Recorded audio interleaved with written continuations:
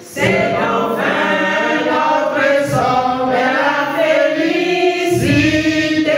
Je m'engage à parler de santé, and prosperity to every person to whom I speak. Chaque dimanche est mémorable pour la grande famille du FIAD Gabon. En cette nouvelle semaine, ils se rassemblent en cette soirée du 9 février 2025 pour vivre des moments uniques et intenses en compagnie du coach Marcel Lawson, ingénieur de conception en informatique.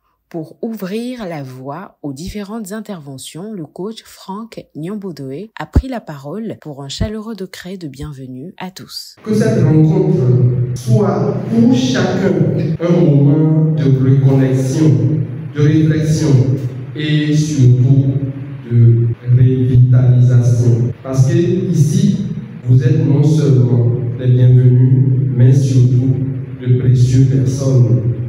Alors, je vous invite à vous installer confortablement.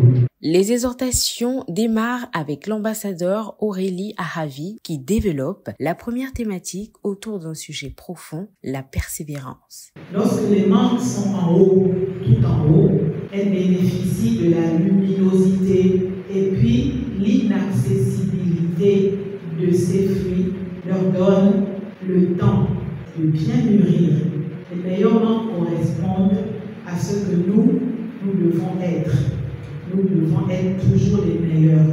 Quant à la seconde exhortation, elle a été animée par l'ambassadeur Lambert Koudjiouan, PDG d'une société de transit. Ce qu'on nous apprend ici, c'est que tu dois être développeur dans tous les domaines et tu dois être meilleur dans tous les domaines. Tu ne peux pas rester les bras croisés, il faut que tu développes quelque chose, pas forcément attendre que les autres viennent toujours au secours. Sinon après, à quoi bon d'être ambassadeur et d'être coach? Tu vas coacher qui? Soyons des ambassadeurs et coachs qui impactent nos domaines. Comme le point de départ d'une belle aventure, nous tendons l'oreille pour écouter la rubrique du message du jour animée par l'ambassadeur Rachel Okeme Manzui, technicienne d'assurance. Le pouvoir de l'estime de soi réside dans l'influence sur notre bien-être. Une bonne estime de soi permet de se sentir légitime.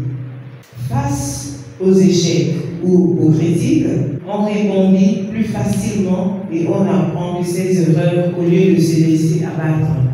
Cultiver son estime de soi, c'est s'offrir la possibilité de vivre avec plus d'authenticité et de sérénité.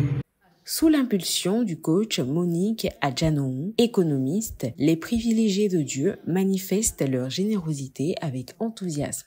Le coach Sandra Amélie Dissou dirige avec expertise l'atelier de programmation.